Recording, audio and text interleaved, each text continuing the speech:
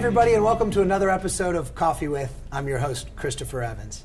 Today on Coffee With, it's a true pleasure to welcome Daniel Rice from Rice Energy. Hi, Dan. Hey, Chris. Thank you for having me. Well, it's a pleasure to have you here. So you've pretty much grown up in the energy business. You've had some important roles with Transocean and Tudor, Pickering, and Holt, later as CFO, COO, and now CEO of Rice Energy. What is the biggest thing that you've seen evolve in the industry in the time you've been in it? You know, I think one of the most exciting things that especially Rice Energy has been a big part of is the development of natural gas, specifically from shale development.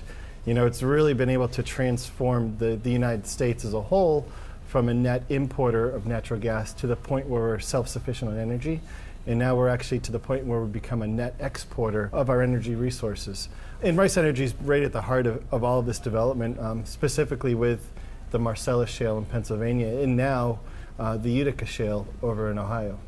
So horizontal drilling has had a pretty big impact on the industry. Can you talk to our viewers a little bit about what it's meant to Rice and to the industry as a whole? Yep, so there's really two parts to it. There's the horizontal drilling, which really came around in the late 1990s, early 2000s, and hydraulic fracturing, which is certainly a hotly debated technique that we use in the oil and gas development. You know, between the horizontal drilling and the hydraulic fracturing, those two have allowed us to tap the natural gas and oil resources that are trapped within shale, which is an unconventional formation several miles underground. So with the horizontal drilling, allows us to do is access thousands of feet, or in some cases up to miles, of this rock from one surface location. And so the benefit to us and to the environment is there's minimal surface impact.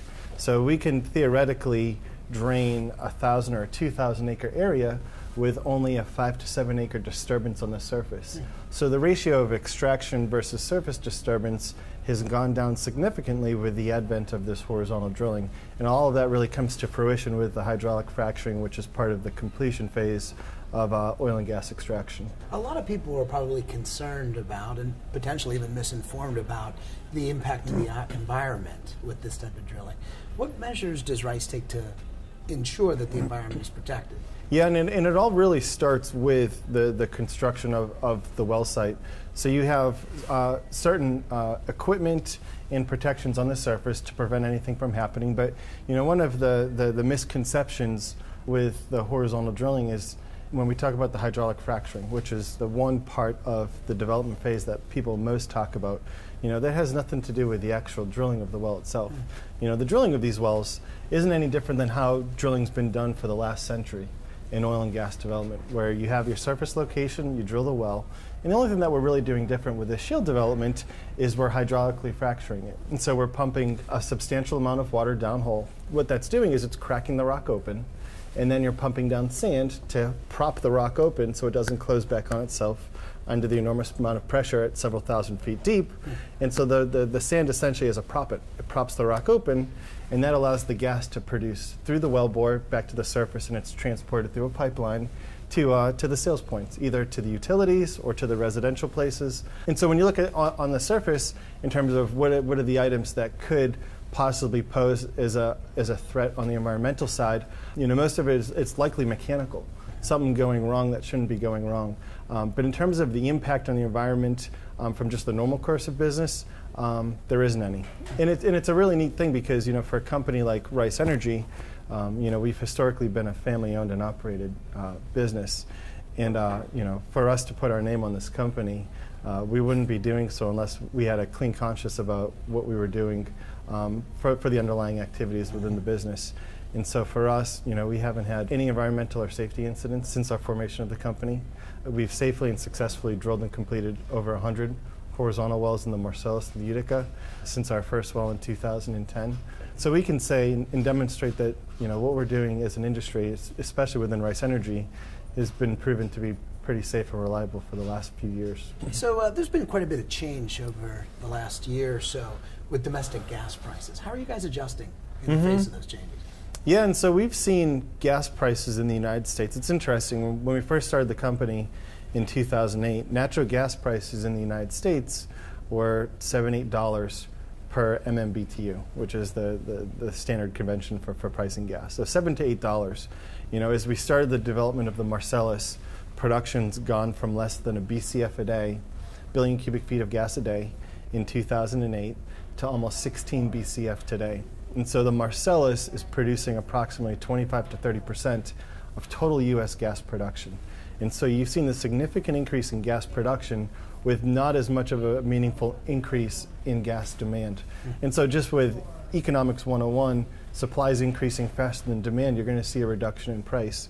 And so everything that we've seen on the price side, with prices going from $8 in 2008 to below $3 per MMBtu today, that's really driven by this increased production that we're seeing out of the Marcellus, coming out of the Utica now, from the shale development. So this is one of the things that's directly benefiting not just Rice Energy with our success, and not just the local communities, but communities, towns, states, all across the United States that are benefiting from this increased gas production and the lower consumer prices that you're seeing for natural gas.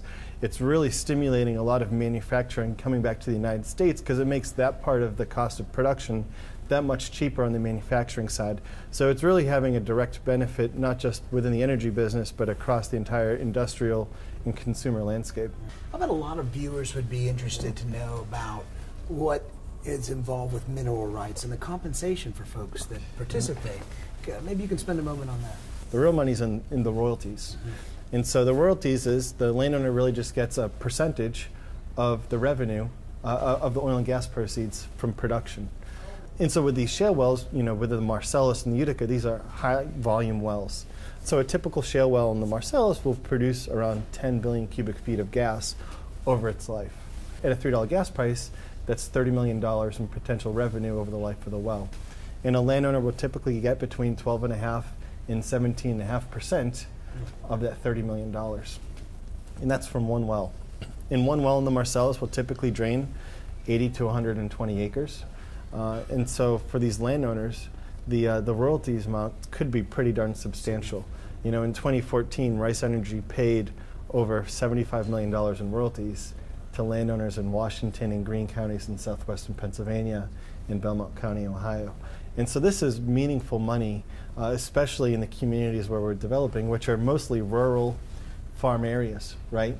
And especially with the way the dairy industry has been over the last couple of years, which has been on a decline, for these landowners, especially these farmers, to have this type of secondary income, it allows to keep their farms running. And they're doing it not because they need to make the money, but because they want to farm. And that's one of the most important things that we've seen in these areas, is just the dynamic of the farmers and these rural landowners actually being super supportive of this development, because it creates that income stream that they need to pay the bills, to keep the lights on, and to provide for a lifestyle that they hadn't been able to afford before, but allows them to farm and do what they love, because it's not about the money at this point. That's a real positive impact on the community for sure. Yeah, it sure has. Excellent. Well, Dan, it sounds like a pretty exciting time to be in the industry, and certainly to be at Rice. If our viewers wanted to learn a little bit more about your organization, where would you direct them? Yeah, if you go to www.riceenergy.com, we have a couple really neat links in there for both learning about the oil and gas development process, learning about how we treat our landowners, how we treat the environment, how we give back to the communities. Community give-backs is one of the biggest things at Rice.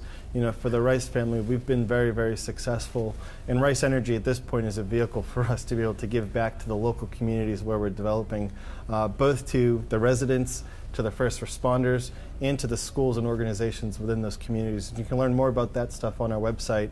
Obviously, for our investors, because we are a public company, there's an investor relations link on our website to find out more about how we're doing financially as an organization. Well, Dan, it sounds like a pretty exciting time for the folks at Rice Energy and for the community that's benefiting from all you guys are doing.